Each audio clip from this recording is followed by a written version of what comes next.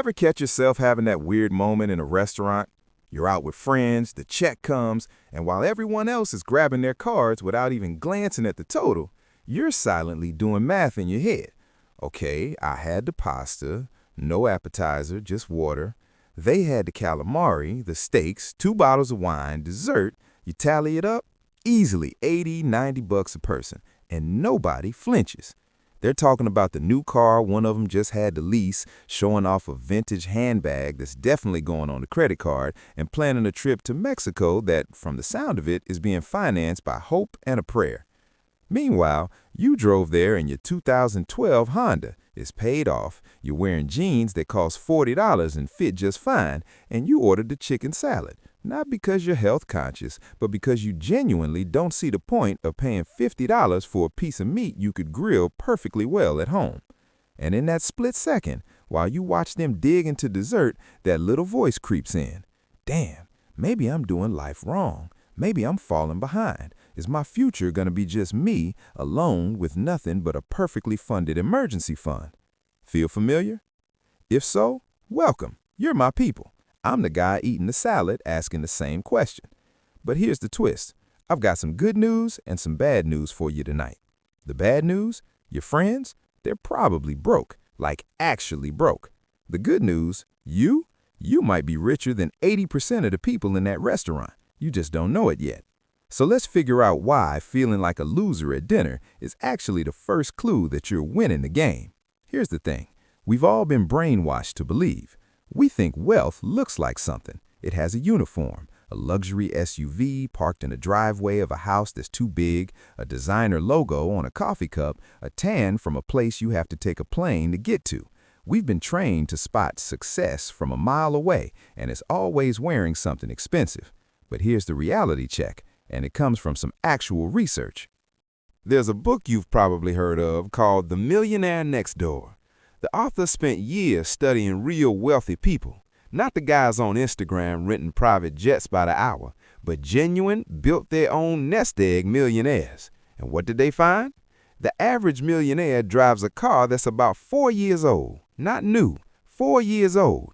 They live in a house worth less than 3 times their annual income. They buy their clothes at normal stores. They clip coupons, or at least they don't feel guilty about buying store brand. Meanwhile, the people driving the $90,000 German SUVs, the ones with the $2,000 handbags and the vacation posts. According to data from the Federal Reserve, about a third of households pulling in over $100,000 a year have less than $10,000 in liquid savings. They look wealthy. They are one missed paycheck away from a meltdown. So here's my favorite bit of dry humor from this whole topic. Spoiler alert. That guy in the new G-Wagon, he probably owes the bank more than your neighbor in the 2008 Corolla has ever earned. And the guy in the Corolla, he's just sitting there smiling because his money is actually his. This is what the book calls big hat, no cattle. All hat, no herd. All show, no substance. Real wealth is invisible. It doesn't have a logo. It doesn't post on social media. It lives in retirement accounts, in paid-off assets, in brokerage statements you never show anyone.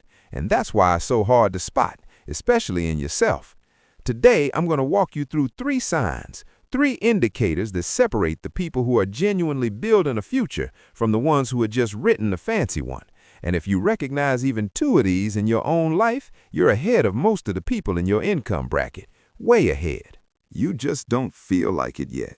So here's the first sign that you're actually winning, even if it feels like you're standing still. Your lifestyle today looks more like what someone earning your salary from 3 to 5 years ago would have, not what someone earning your current salary typically spends. Let me paint a picture. 5 years ago, you were making, say, $45,000 a year. You had a modest apartment, maybe you drove a used car, you thought twice about takeout, normal stuff. Now, you're making $72,000. That's a solid jump, about 60% more. For the average person, a raise like that comes with an automatic upgrade. Human nature, right? More money, more life. So they move to a nicer place, they lease a car that actually has buttons that work, they start buying rounds at the bar, they book the flight, figure out the payment later. But you didn't. Maybe you upgraded a little, Rent went up because the market did, not because you got a penthouse. Maybe you bought a slightly newer used car with cash, but the core of your life still looks a lot like it did back when you made 45K. And that feels weird, I know. You look around and think, wait, am I being cheap? Am I missing the window where I'm supposed to enjoy my money? Here's the math that proves you're not missing anything. You're building something. Let's run a quick comparison. Two people, same income trajectory over 20 years. We'll assume 8% average annual return, which is roughly the historical stock market average. Person A, lifestyle keeps pace. Income grows from $45,000 to $72,000 over 5 years, then keeps climbing slowly. But every time income goes up, spending goes up too. They save something, but not much, average around $8,000 a year over 2 decades. After 20 years, at 8%, about $395,000. Person B, lifestyle lags. Same income, same growth, but this person keeps spending in check. They let their lifestyle drift up only slightly. Their savings start small but grow fast, averaging around $16,500 a year. After 20 years at the same 8% return, about $815,000. That's a difference of $420,000. Same paycheck, same years, just one decision, not letting your lifestyle catch up to your income the minute it arrives. Here's the irony. Person A feels richer along the way. They have the car, the dinners, the stuff. Person B feels like they're lagging. They wonder if they're being too tight. But person B is the one with nearly $1 million at the end. Person A has a retirement account that looks anemic and a lot of memories of appetizers. Ask yourself, if you lost your job tomorrow, how much of your current lifestyle could you maintain on 60% of your income? If the answer is most of it, you're living behind your income. That's the sign. If the answer is none, I'd be screwed, you're in the lifestyle inflation trap, and it's not too late to get out. This next sign is the most confusing one. It's the one that makes people doubt themselves the most. You often feel cash poor. Your checking account looks anemic, but your net worth, it's quietly climbing. Let me explain why this happens and why it's actually a great sign. When you're serious about building wealth, you don't leave money sitting around waiting to be spent. You give it a job. The moment your paycheck hits, money is already moving into the 401k, into the Roth IRA, into the brokerage account, into the emergency fund, into extra debt payments. By the time you actually see what's left in your checking account, it's not much, maybe $1,200, maybe less. And you look at that number and think, I'm broke, I'm barely getting by. But you're not broke, you're just illiquid. Your money is working, it's just not in your wallet. Compare that to someone who feels rich because they always have $4,000 in checking. That money is idle, it's waiting to be spent on the next thing that catches their eye. It looks like abundance, but it's just waiting, not growing, not building, just sitting there, slowly losing value to inflation. Here's a real-world example. Let's call them Emily and Jake. Two coworkers, same salary, let's say $72,000 a year. Emily automates everything. She puts 15% into her 401k, maxes a Roth IRA, throws extra at her student loans, and has a separate savings transfer. All told, about $2,200 a month never even touches her checking account or gets moved out immediately. Her take-home after all that is maybe $2,600 a month for rent, food, and life. She feels tight. She says no to concerts. She skips the expensive group dinners. She looks at her checking account and sighs. Jake puts in the minimum to get the company match, maybe 4%. That's it. So after taxes, he has about $4,300 a month to play with.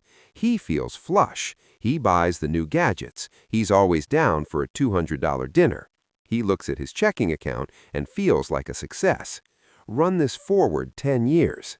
Emily's net worth? Pushing $300,000, maybe more with growth. Jake's net worth? Maybe $45,000 in his 401k and a lot of cool stuff that's now worth nothing. Emily feels broke. Jake feels comfortable. Emily is winning. She just doesn't feel like it. The psychology here is something called mental accounting. We treat money differently depending on where it lives. Money in checking feels like spending money. Money in investments feels like don't touch money. Wealthy people maximize the don't touch bucket and minimize the spending bucket, so they feel broke in their checking account, but rich on paper. Broke people do the opposite. They feel rich when checking is high, but their net worth is stagnant or worse. How to know if you have this sign? Take a look at your checking account right now. If it's usually somewhere between $1,000 and $3,000 and you're consistently saving 20% or more of your income, congratulations, you have the broke but wealthy syndrome. It's annoying, but it's working. If you always have $5,000 plus sitting there doing nothing, ask yourself, where else could that money be? This third sign is my favorite. It's the one that stings in the moment, but ages like fine wine. Your financial decisions confuse, frustrate, or annoy the people around you. Think about it. When you tell people you're not buying a new car because the old one still has wheels, do they nod approvingly? No, they look at you like you just said you enjoy watching paint dry.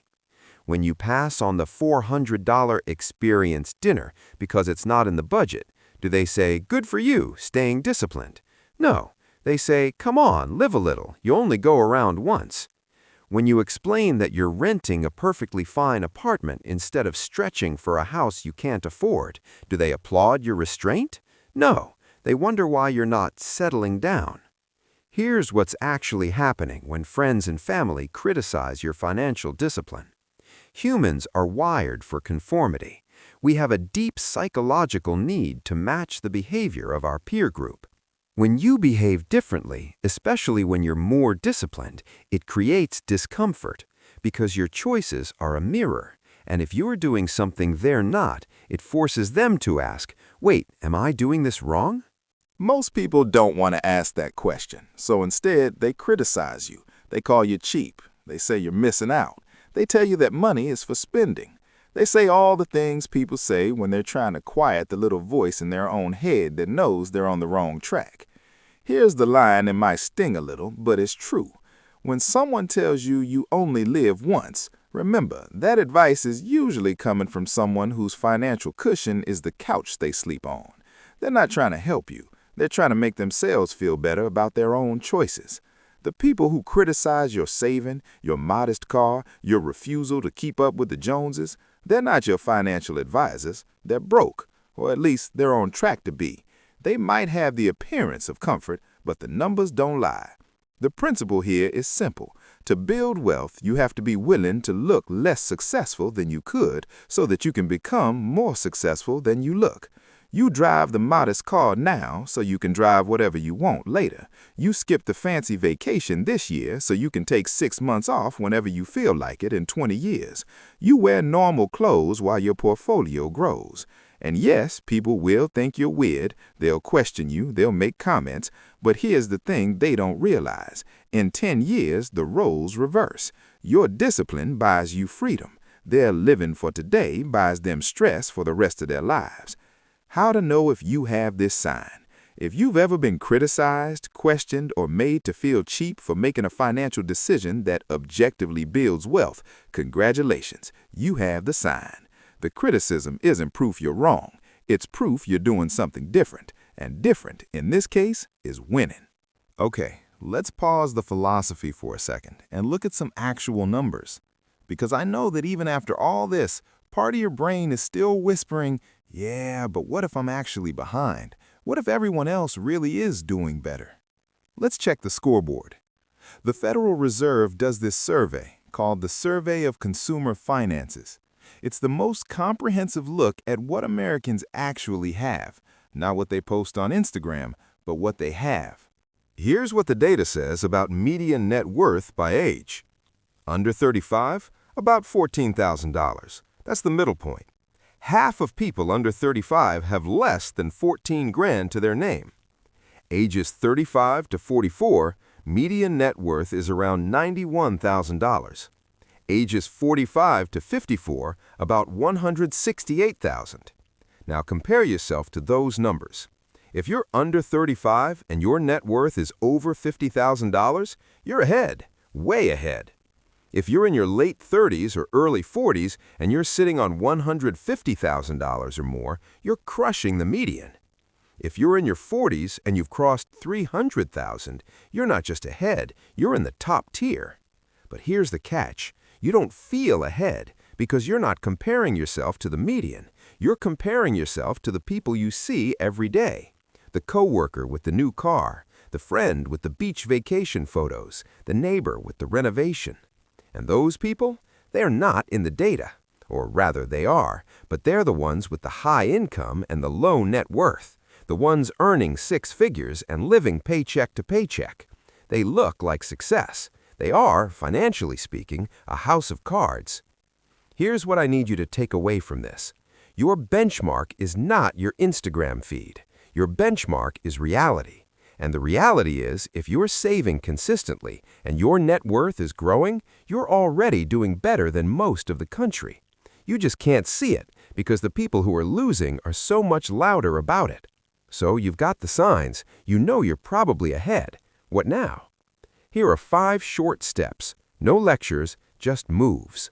1. Stop using other people's spending as your benchmark. You don't know their debt. You don't know their stress. Compare your balance sheet to last year's, not to their highlight reel. 2. Track your net worth, not your income, not your bonus, your net worth. Once a quarter, assets minus liabilities. That's your real scorecard. 3. Sit with the discomfort. When you feel behind socially, recognize it as a sign you're choosing differently. Different is good. Different leads to freedom. 4. Find your people. There are communities online, local groups, subreddits full of people who also drive old cars and save aggressively. You're not alone. You're just in the wrong room. 5. Have a script for the critics. When someone pressures you to spend, you don't owe them your life story. Just say, "That's not in my budget right now," or "I've got other priorities." Short, boring, unarguable. Let's fast forward 10 years from now. Your friends who criticized you, they're still making payments, still leasing, still stressed about money, even though they earn more. They're starting to do the math on retirement and not loving the answer. You're sitting on $500,000, maybe $750,000. You have options. You could take a year off. You could switch to work you actually like. You're not stressed about money because you built the foundation when it was boring. 20 years from now, they're in their 50s, realizing retirement isn't a guarantee. They're cutting back, finally saving, wishing they'd started earlier. Some are planning to work until they're 75. You're a millionaire multiple times over. You retire early or you work because you want to, not because you have to. You help your kids. You sleep well. The sacrifices you made, the used car, the modest apartment, the no to expensive dinners, bought you freedom for the rest of your life. Their living for today bought them stress for the rest of theirs. Look, I'm not going to sit here and pretend this is easy. It's hard to watch other people spend money like it's going out of style. It's hard to feel like the boring one at the table. It's hard to explain to your family why you won't just treat yourself like a normal person. But here's the thing I want you to remember. That uncomfortable feeling you have, the one that whispers you're falling behind, that's not a sign of failure. That's the feeling of building something real in a world that's obsessed with faking it. So go ahead. Keep feeling a little broke. Keep driving the paid-off car. Keep saying no to the things you don't need. Keep watching your net worth climb while everyone else watches their credit card balances do the same. Because one day, you're going to wake up and realize you're not stressed about money. And on that day, you'll look back at all those dinners where you ordered the salad and think, worth it. So here's your homework. First, go calculate your net worth right now, today. Assets minus liabilities. That's your real score. Second, comment below. Which of these 3 signs do you have? Let the rest of us know we're not alone in this. Third, if you want weekly reminders that real wealth doesn't look like Instagram, hit subscribe. I'm here every week validating your good choices and calling out the noise that keeps most people stuck. You're ahead. Trust the boring path. Stay on it. Thanks for watching.